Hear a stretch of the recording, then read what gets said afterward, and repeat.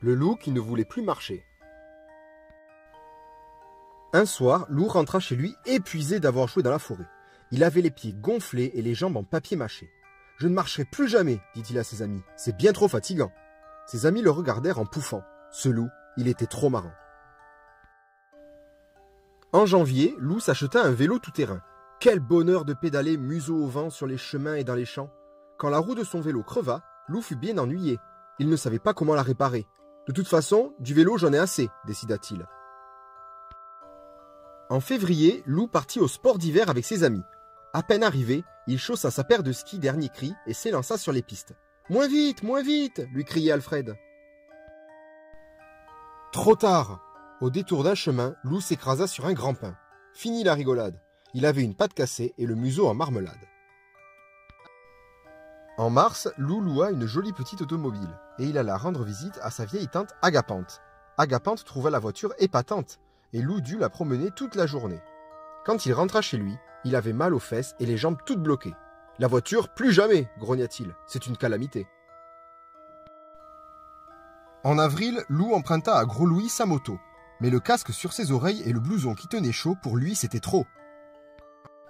En mai, Louve, sa chérie, lui offrit une magnifique paire de patins à roulettes. Pour l'épater, il tenta une pirouette et finit couvert de bandelettes.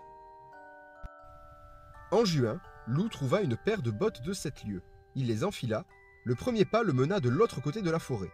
Le second pas plus loin encore, là où il n'était jamais allé. « Enfin !» cria le loup enchanté. « J'ai trouvé chaussure à mon pied !»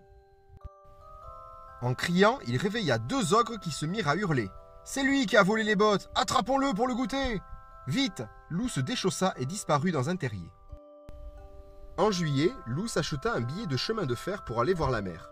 Hélas pour lui, des Indiens attaquèrent le train et il passa les plus mauvaises vacances de sa vie. En août, Lou emprunta le tracteur du fermier. Ce fut une grosse erreur.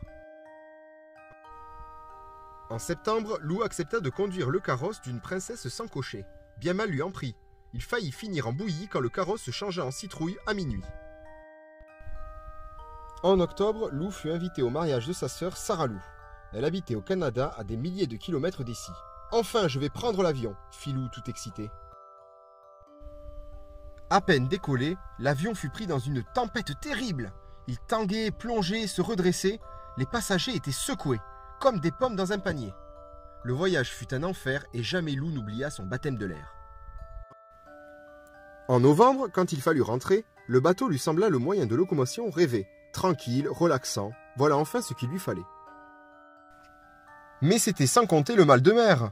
Au moindre roulis, Lou sentait son cœur se mettre à l'envers. Quand le bateau accosta enfin, Lou était pâle et amaigri. « Le bateau, c'est bon pour les matelots !» déclara-t-il au capitaine. Décembre était arrivé dans la forêt. Lou marchait tranquillement quand un traîneau vint se poser à ses côtés. « Hé l'ami !» fit une grosse voix. « Il se fait tard. Voulez-vous que je vous dépose quelque part ?» Lou leva les yeux vers le grand bonhomme rouge et il répondit. « C'est gentil, Père Noël, mais je vais marcher. Voyez-vous, les 2 pattes par terre, c'est vraiment ce que je préfère. »